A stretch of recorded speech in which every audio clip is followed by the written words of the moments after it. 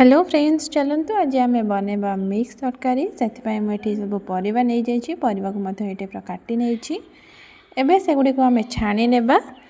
तेल को आम गरम करने से प्रथम कोबी मु छाणी नहीं ये बड़ आलू और माटी आलू को छाणी नहीं गैस फ्लेम को मीडियम रखिए बेसी हाई रखिए ये मु बीन्स को छाणी नहीं सब परिवा को भल भाव में छाणी ने ये परिवा सब सीझीज गाजर बीट को छाणी नहीं ये गाजर बीट भी होगला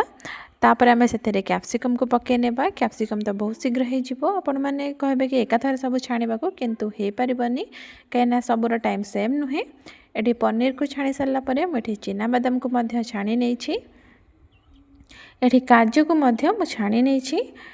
काजू को छाणी सारापर से आम पकई नेबा नाड़ी बड़ी ये बड़ीटा पकड़े बहुत टेस्ट लगे बड़ी छाणी सारापर आम काढ़ी नेबा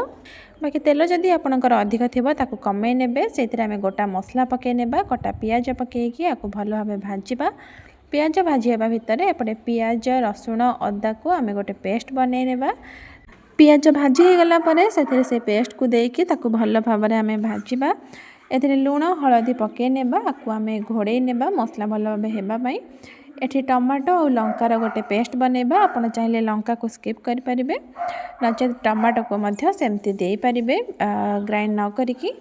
मसला हो गला से टमाटो और लंका पाउडर देकी आपको भल भाव आम कषि नेबा ये देखो मसला हो गला से आम कसुरी मेथी टे पकई आपको गोलई नेबा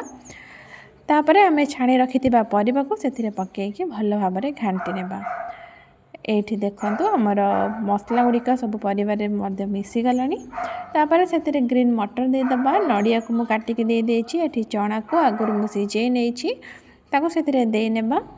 दे सारापर आपको घोड़े रखी नेबा मसला भल भाव में परिवार मिसापाई आउ टिके समय सिझापाई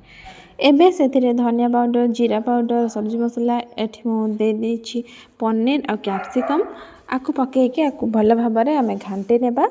एबे देदेबा उषुम पानी आउ भाजी रखि चिना बादाम आउ बड़ी को देकी आपको गोलई नेबा गोलैकी आउ 5 मिनट कि 7 मिनट पर आउ थे घोड़े रखी नेबा एबे आम से नड़िया काजू चारुमगजर पेस्ट को बनईकी से आम देनेबा ये देखु यहाँ आमर हो आसला पानी भी मरीगला एबे से पेस्टा को ये दबा देकी एबे गोलई नेबा